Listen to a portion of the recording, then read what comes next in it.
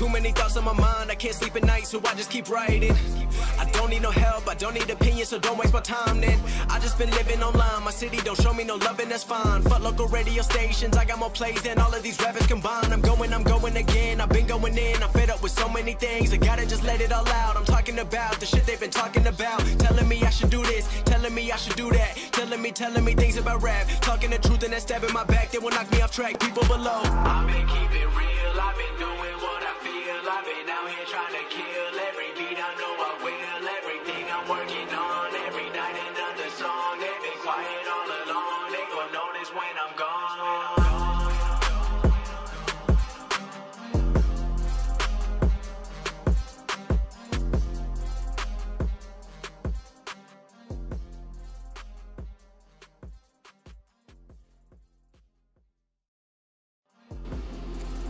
Welcome to the inaugural episode of No False Finish with your host, Chris Jones. Today on No False Finish, we have a special interview guest. The man behind it all. The man had an idea, made it a vision. One of my close friends in outside wrestling, probably my best friend. And he's going to be my first guest today. And I'm going to ask his opinions on some things. So I know a lot of people like get their panties in a bunch, but this is a no-nonsense talk show, so opinions are like assholes. Everybody got one.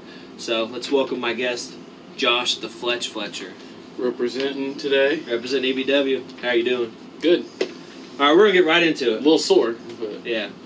We're going to get right into it. So, we were both inducted to Hall of Fame 2005, and we had a formal induction a few years later.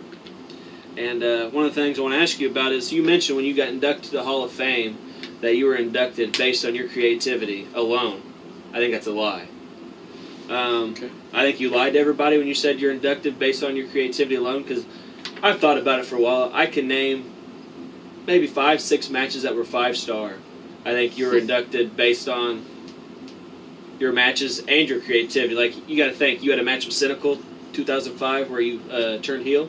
Mm-hmm. And you faced Cynical at the Oakster Civic Center. Yeah. You also had a match with Cynical. I believe it was a flaming table match or some type of table match. 3 Stages of Hell. Yeah. Yeah. Then you had, that was also a 5-star match. You also had the Farewell Show, which was probably a 5+ star match. Okay, I can agree with that one. All right. And 100%. we had a #1 contendership match for the world title where I turned on you, Shelbyville Heat. That was a 5-star match. And the other one that came to mind was when I made my return from my legal issues and came back, and we did the spot for you and Corey Lee. I came back, interrupted. We had the match afterwards where I won the world title. I believe that was a 5-star match. So I want to know why you thought to say you were inducted based on your creativity alone and not include some stuff like that. Well, I think a lot of the times, I'm kind of judging by a lot of the guys in the show, that they don't really think about me in ring as much as they do themselves or yourself or even Hazard or anyone who's had any kind of creative control or any kind of say in what happens storyline wise. I feel like everything goes through me. Yeah. And so I think a lot of people, especially if you're on the outside of XCW looking in, a lot of the times they're not going to think of Fletch the wrestler. They're going to think of Fletch the mastermind and the creator behind XCW. And I feel like for the people who had a vote and had a say in me being in the Hall of Fame, that the fact that I created the company based off of that rather than my wrestling ability is what I think kind of sparks, that, with that being said. Yeah, true.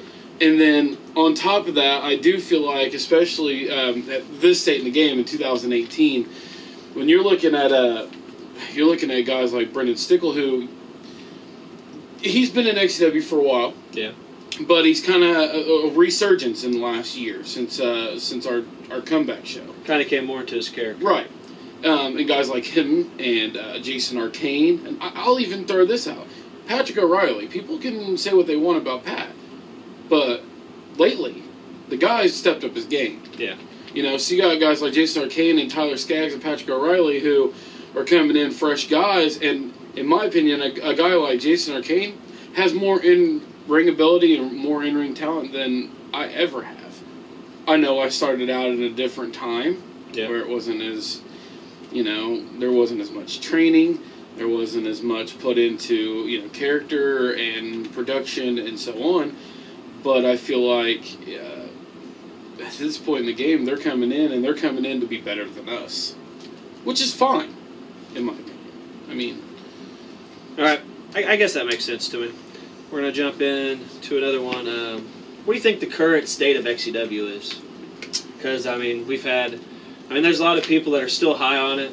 But then you got to admit, there's some people it's not quite as high as the others. Sure. You would ask me this question 2 or 3 months ago, I would have had a different answer. To be totally honest, I think the current state of XCW is pretty positive on the most part. With the biggest issues lately were. Like a lot of people dealing with, I think the weather actually, believe it or not, played a big factor in the things that were, kind of setting people in a different mood. The fact that we had a couple cancellations. Yeah. And then also coming on, it's hard. People don't even realize this, and this is the reason why, you watch wrestling on TV and there's no off days. It's insanely hard to come back from being off. When you take, time off from November and December to March, like your body's no longer calloused to being in a ring, being thrown around, being bounced around. And we're doing 2 and 3 shows a month. Yeah. You're doing 2 or 3 shows a month. Your body's just used to getting the punishments, used to getting beaten around. And I feel like, when guys take that first bump in March, they have a different attitude towards it. And I think that's the reason why, in most cases, wrestling don't have days off. They don't have time off. Yeah. They don't go by seasons like we do. But being an outdoor sport, we don't have a choice. And I think that plays a factor. But I think overall, things are positive in XCW right now. All right, we're going to go more into a personal time in your life. Not quite probably such a memorable moment you want to talk about, but, we've been friends for 20-plus years. We've been friends with Ryan Hallgraf 20-plus years. We've been friends with Roddy Moore for a very long time. We go through times in our lives where I say we're depressed, and, the positive things that are going on don't quite feel like they're enough. Like, we might contemplate some bad thoughts. We've had a couple buddies contemplate trying to kill themselves a couple times. But there was a time, I can't remember what year it was, but I believe XCW was still going. You were going through some personal things and tried to jump out of a car. I guess my question would be, was the positive at that time not overweighing the negative effects? And because, you're all about wrestling. With you gone, wrestling's gone. Right. Looking back now, there are so many good, positive things going on. It's unbelievable that I would have ever thought that it was a negative time. Obviously then, being a teenager, I had some trouble in school. Yeah. A couple of years before that. So I that was kind of a personal issue. It was kind of weighing in the back of my mind. Later that same year, I actually went back to school and finished school. Yeah, I remember. So that kind of weighed heavy. It was getting to a point where we were really getting into our adult lives at the time, and I felt like I seen my now wife, then girlfriend. We started to struggle, and we started to take a toll on our relationship. I'm sure some people know us personally know that she had been in a relationship with someone else earlier in that year, and we had just gotten back together, and we were kind of trying to work things out, and so a lot of negative things outside of wrestling. But looking back on it now, man, I actually had a lot of good things going for me at the time. Yeah. It's a very dumb, selfish decision, but All's well now. All right, makes sense to me. We're going to get one more question, and we're going to go to a commercial break. For this question is, you've met all the XCW guys. You're like the only person I know that knows everybody. And so you've obviously had a lot of time to talk to all the XCW superstars. And my last question for the commercial break is, who in XCW do you want to work with that you haven't had the chance to work with, or that you had but you enjoyed that moment you want to try to recapture it and would like to work with again? Well, I mean, there's a lot of up-and-coming guys. Tyler Skaggs and Jason Arcane, two names that really come to mind when you talk about the newer guys coming in. And I feel like, they're mind-blowing to me. Yeah. I totally blown away. Like, I know we had quite a few newer guys last season. We had guys like Brady, Patrick, Chuck Abel, guys like that. And, they're almost a different breed of new guys. Not saying that there's anything wrong with them. I think Brady and Patrick are both talented guys. I'm not going to go into Chuck details. Yeah. But they have their issues too, of course. But two guys like that, I'd love to work with up-and-comers. Another guy that I'd really wanted to work with is not so much for me personally, but to help them. Yeah. And that's DJ Wolbert, and I'm getting ready to get the opportunity to do that as XCW champion, or tag team champion. Limited edition versus Lake Evil. Yes.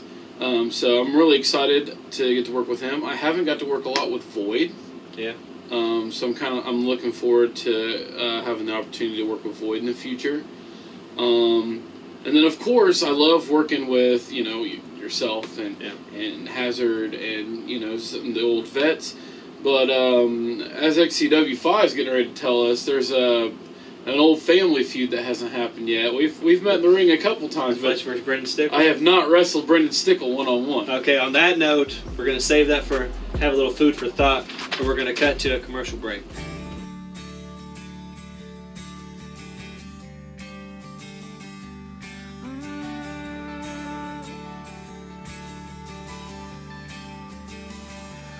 When the smoke clears and the flashing lights and neon signs all disappear, it's like closing time and the sound of silence is all you hear. Oh, 'cause everyone's gone, trying to make sense. Maybe I got a little lost and got a little reckless, trying to piece it all together while I'm standing in the middle of the wreckage. It's all I'm left with, burning both ends of the night, just trying to find it. Anything I could to get me higher. When that high starts running out, what goes up must come down. Like flying till you hit the ground. Got a choice to choose. I should learn to win, 'cause I sure as hell know how to lose. I spend most of my life just caught inside a catch-22. Damned if I don't, damned if I do.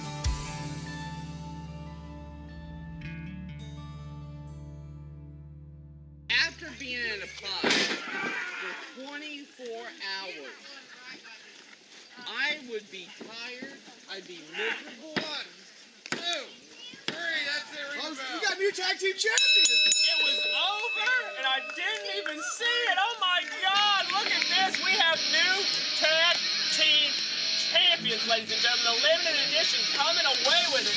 A Deadly Sin holding on to it for so long, but finally, the Monsters Ball match they could not overcome. Finally, wow. this carnage is Man. completed. Oh, Look at them. The second Monsters Ball are now working out. It has its favor. He lost the one you saw last year. Lost the void. He loses the limited edition. He loses his title. All right, so we're gonna get back into it.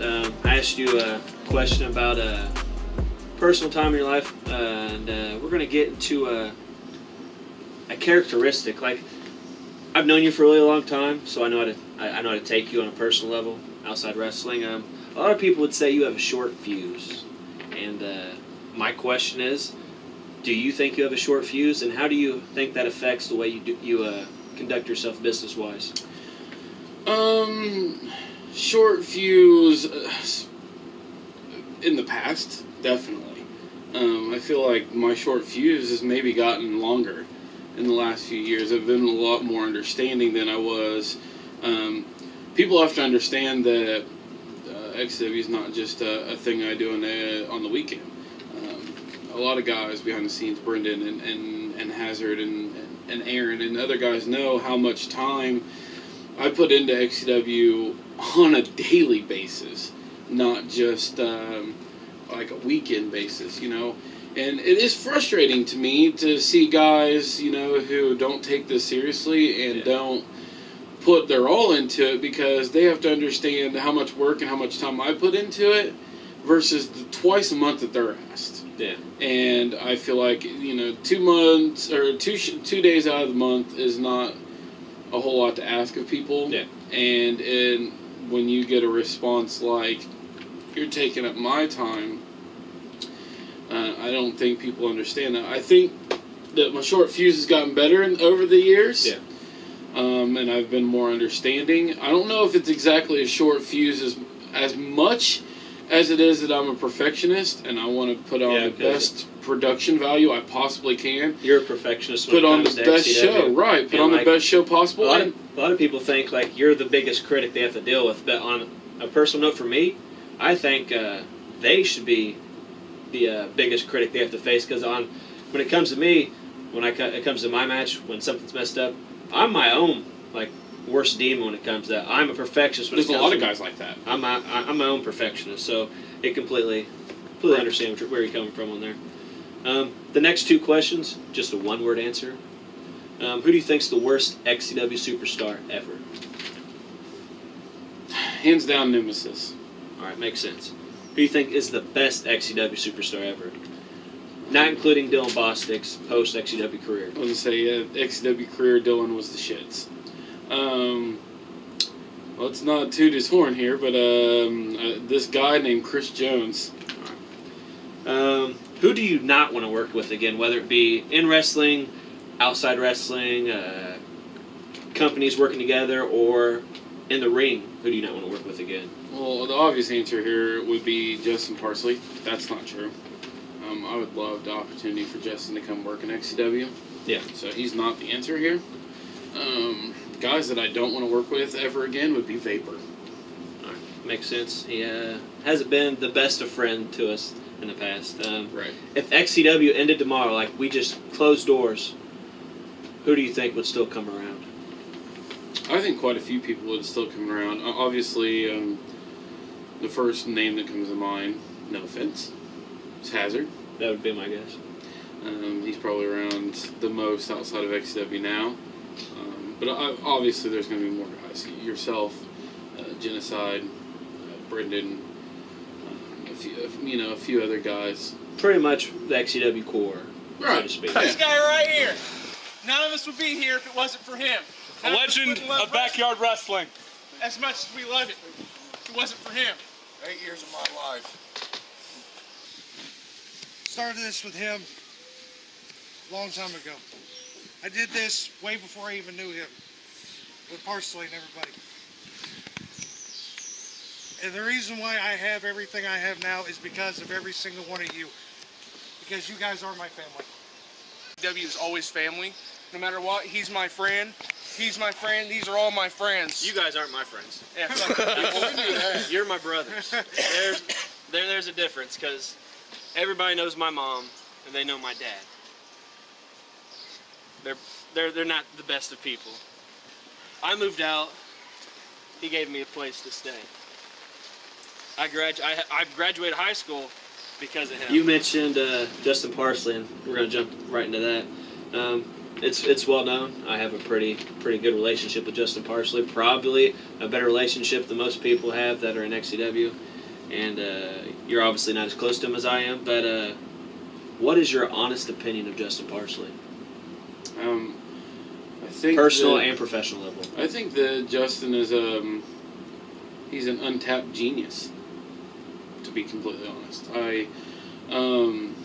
I've listened to his and the Seminole Warrior, Josh Wooten's podcast.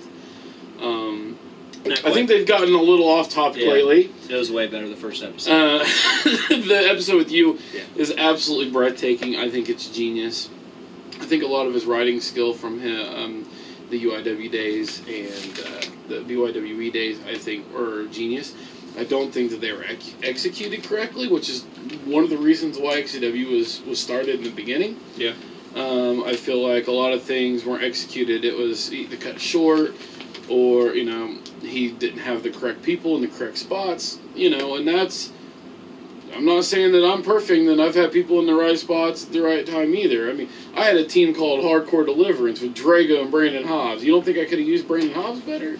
Probably. I mean, I've had guys like Mitchell Maverick and Max Destruction. Max Destruction and Nemesis were tag team champions at a Summer Mania. You talk about fuck-ups.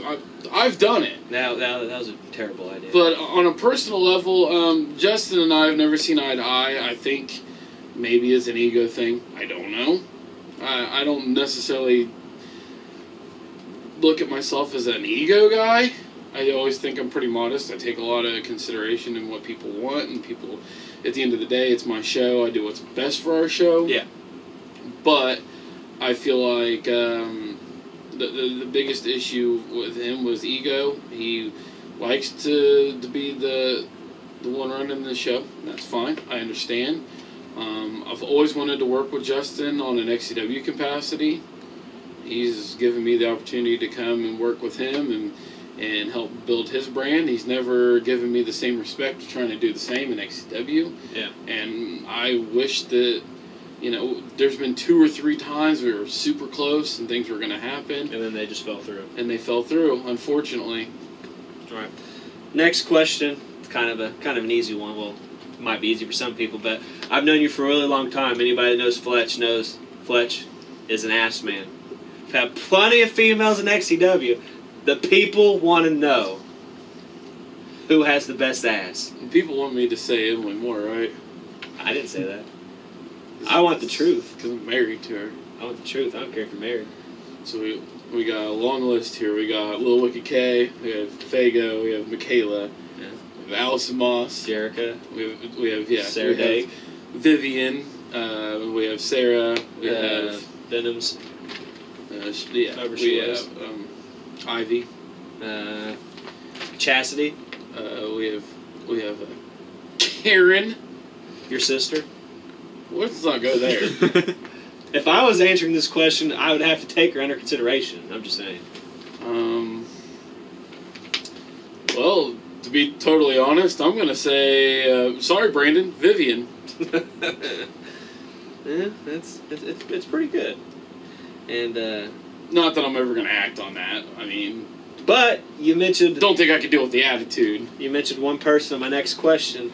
We all know your history with Little Wicked K. Yeah. If Little Wicked K wanted to come back to XCW to work some type of program, I know how open you've been to past wrestlers coming back and doing stuff, would you let Little Wicked K come back and do some type of program with XCW, or would that be a definite no? I think I'd get some heat from the wife.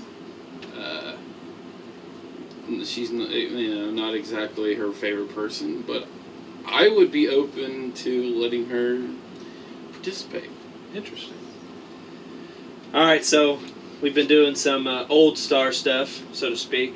I've never personally shown any disrespect to the NEW or All-Star guys yet, perhaps some of the things that I've heard I should, or things that I get grouped into category-wise, I probably should not be quite so nice to them. But I've never shown them any disrespect yet because they did train us with the training that we do absolutely. have. Yeah, I'll give them credit. And, I mean, they taught us how to set up the ring and all that stuff. But I had some personal things where even I did a couple spots in the show for NEW. And I was working on a gimmick with Tom, Troy, Kevin. And there was times where it was just me alone. Was in Fairland at Tom's mom's house. They had a ring set up there, and I was working. I remember that. I was working with them. We were close to a gimmick name, and then ultimately I decided when they gave me the ultimatum, it's us or pretty much your friends, because I was the only one left at this time. Ultimately, I chose my friends.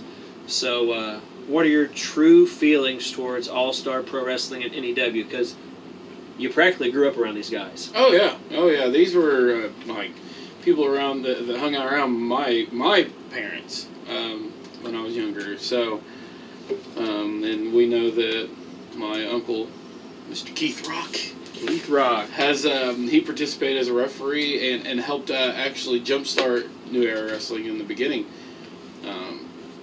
My thoughts. Let's start with New Era. It's a little less fresh. It's a little less controversial. New Era Wrestling, myself and Damian Cole still talk. I'm not going to say on a daily or monthly basis by any means, but if there's any kind of concern I have with the ring, like recently I called him up and I'm like, hey, we need to wash canvas. What's the best way to approach this? And he bullshit with me for a good half hour, 45 minutes, and it gave me the correct way to do it. When we were talking about, hey, we're going to tape the ropes, what's the best way to do it, long way, around, he's not going to admit that he disagrees with the fact that we're a backyard wrestling company versus doing it legit, as he would put it.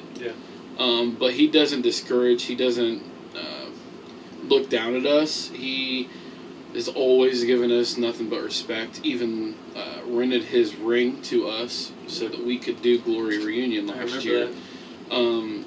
He's a great guy. He's also but he's an even better business guy.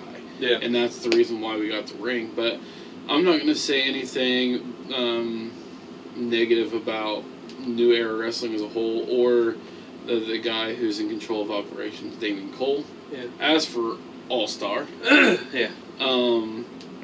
I don't have anything good to say about them on a personal basis. I kind of think that they're backstabbers. Yeah. That's a personal opinion. I'm not going to deface their company whatsoever.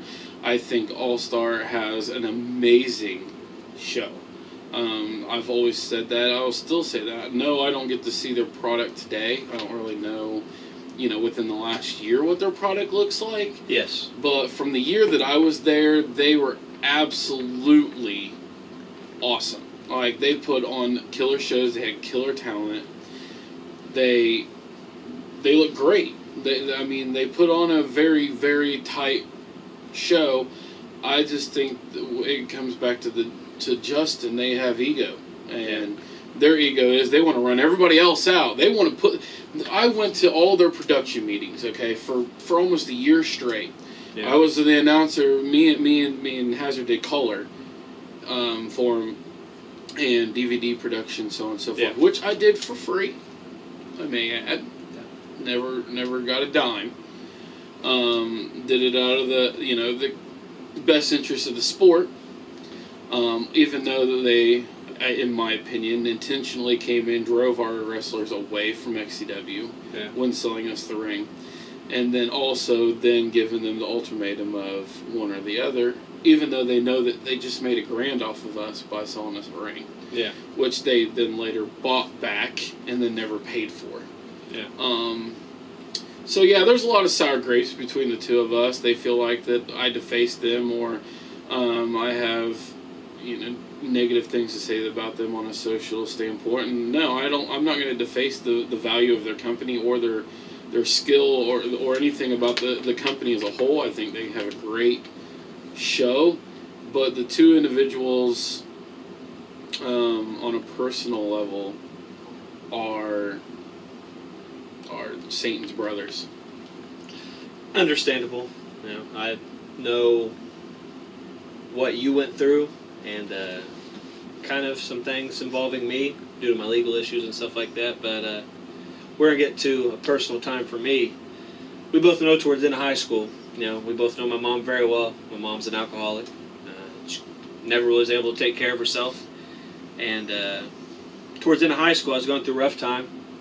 My dad got addicted to meth, and wasn't really taking care of me as I'm still underage.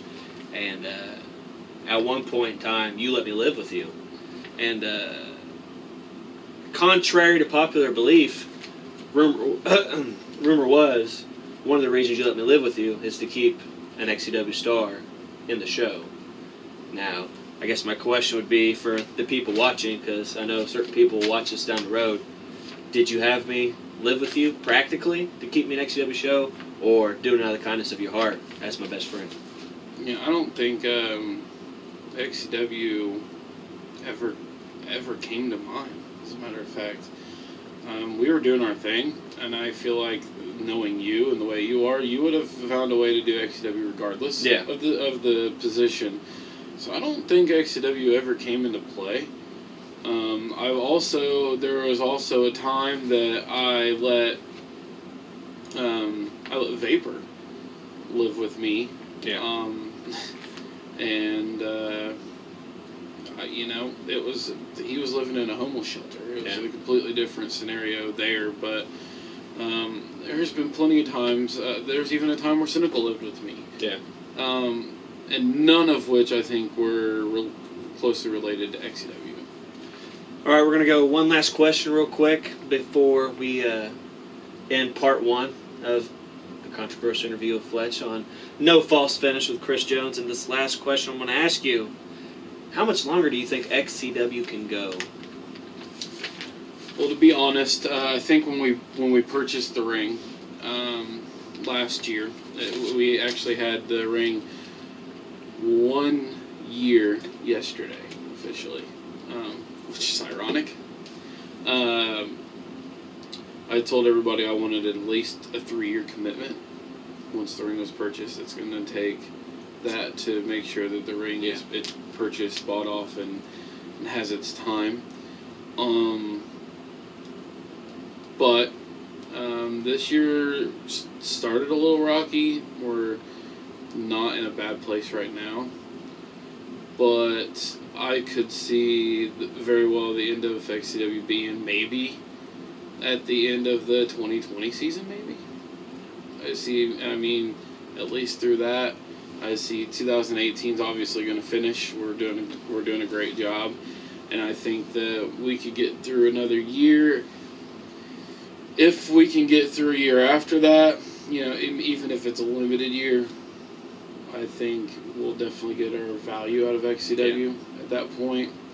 2003 to 2020 is pretty remarkable. Yeah. Considering I didn't think XCW was going to make it past 2005. And 2005 was the year it took off.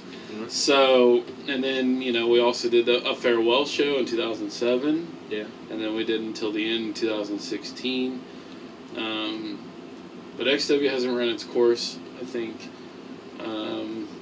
this season counted 2.5, maybe 3 seasons left before it's time to close up shop and be old men. Alrighty. That's going to be all for part one with myself and the Fletch on No False Finish with Chris Jones. Now, join us next time. It won't be him as the guest, but we'll be seeing him real soon for part 2. So I want to thank everybody for watching No False Finish. Too many thoughts on my mind, I can't sleep at night, so I just keep writing. I don't need no help, I don't need opinions, so don't waste my time then. I just been living online, my city don't show me no loving, that's fine. Fuck local radio stations, I got more plays than all of these rappers combined. I'm going again, I've been going in, I'm fed up with so many things, I gotta just let it all out. I'm talking about the shit they've been talking about, telling me I should do this, telling me I should do that, telling me things about rap, talking the truth and that stab in my back, they will knock me off track. No, too many things have been building, been hard to deal with, I just been drinking. Remember my moves in the past, I'm wondering what was I thinking. Lately I'm living in fear, wondering what if the end is so near.